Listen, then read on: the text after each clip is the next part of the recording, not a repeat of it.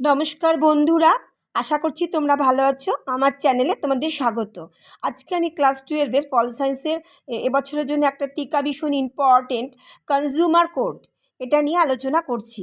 দেখো, আমরা সাধারণত দেওয়ানি এবং ফৌজদারির আদালতের সঙ্গেই আমরা পরিচিত, কিন্তু একটা বিশেষ আদালত আছে যেটাকে বলা হয় কনজিউমার কোড।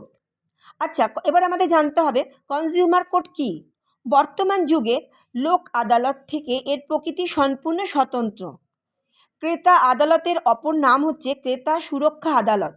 ক্রেতা কাদেরকে বলা হয় বা কনজিউমার কাদেরকে বলা হয়?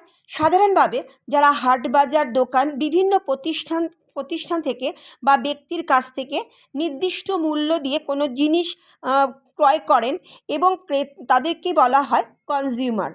সঠিক দামে পণ্য পাওয়া যেরকম ক্রেতার একটা মৌলিক অধিকার, ঠিক সেরকমভাবেই তিনি যদি সেই জিনিসটি কেনেন এবং সেখান থেকে যদি প্রতারিত হন বা বঞ্চিত হন, তখন তিনি যে আইনগত প্রতিষ্ঠানের মাধ্যমে প্রতিকার পেতে পারেন তাকেই বলা হয় কনজিউমার কোর্ট।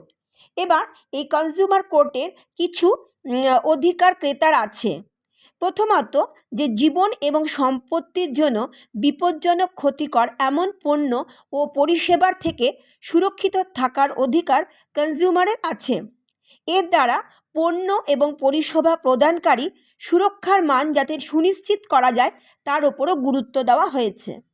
আমরা দ্বিতীয়ত বলতে পারি যে একজন ভোক্তা দোকানদারের কর্তৃক বিক্রিত পণ্য বা পরিষেবার গুণমান, দাম, বিশুদ্ধতা, পরিমাণ সম্পর্কে অবহিত হওয়া কিন্তু একজন কনজিউমারের একটা অধিকারের মধ্যে পড়ছে।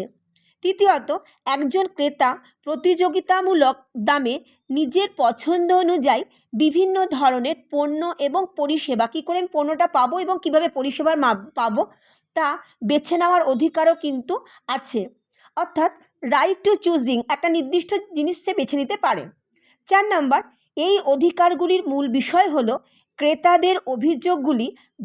কোনো ক্রেতা যদি, আমি এরকমভাবে বলতে পারি যে কোনো ক্রেতা যদি কোনো জিনিস কিনে তিনি বঞ্চিত হন, তাহলে কিন্তু কিভাবে এই কনজিউমার কোর্টের মাধ্যমে তার সমাধান পাওয়া যাবে, একজন ক্রেতা রক্ষাকারী দপ্তর ক্রেতাকে যথেষ্টভাবে সেই সমস্ত অধিকার যেগুলো দেওয়া হয়েছে সেগুলো তিনি কিন্তু ভোগ করতে পারবেন।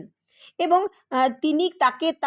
তিনি কিভাবে প্রতারিত হয়েছেন এবং কিভাবে প্রতারণা থেকে বেরিয়ে আসতে পারবেন, সেই জন্য ভোক্তাকে যথাযথ শুনানির অধিকার প্রদান করা হয়েছে, যে রাইট টু হিয়ারিং।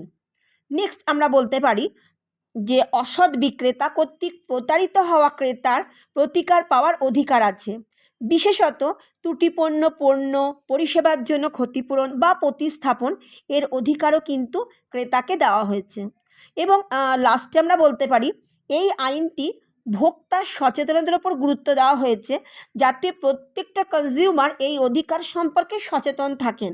আমি যেরকম একটা জিনিস পণ্য বা একটা কিনবো এবং সেই পণ্য থেকে যদি আমি বঞ্চিত হই এবং আমি যে বঞ্চিত, সেই বঞ্চিতটা আমি কোথায় গিয়ে আমার আর্জি জানাবো সেটা সম্পর্কেও কিন্তু এখানে যথেষ্টভাবে অবহিত করা হয়েছে। এটি তাদের প্রতারণা বুঝতে প্রতিকার করতে সহায়তা করে। এছাড়া 2019 সালে ভোক্তা সুরক্ষা আইনে গ্রাহকদের অনলাইনেও অভিযোগ দায়ের করা যায়, কারণ এখন আমরা শুধুমাত্র ওপেন মার্কেট থেকে আমরা ক্রয় করি না, এখন বিভিন্ন অনলাইনে আমরা জিনিসপত্র ক্রয় করি এবং অনলাইন থেকে প্রতারিত হলে আমরা কিভাবে তার প্রতিকার পাবো সেটাও কিন্তু ভোক্তা সুরক্ষা আইনে অনলাইনেও একটা প্রতিকার ব্যবস্থা করা হয়েছে।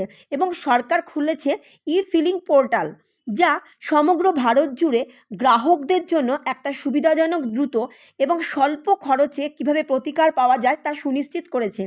এছাড়া এই আইন দ্বারা ভোক্তা সুরক্ষা কর্তৃপক্ষ বা সিসিপিএ প্রতিষ্ঠা করা হয়েছে, যে সেন্ট্রাল কনজিউমার প্রোটেকশন অথরিটি।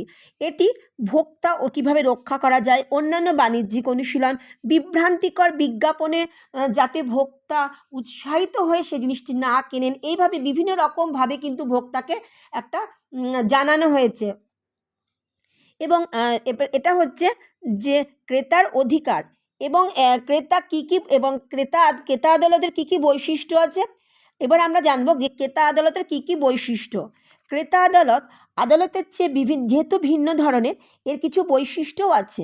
প্রথমত, ক্রেতা আদালত শুধুমাত্র ক্রেতাদের স্বার্থ রক্ষার জন্য গঠিত হয়।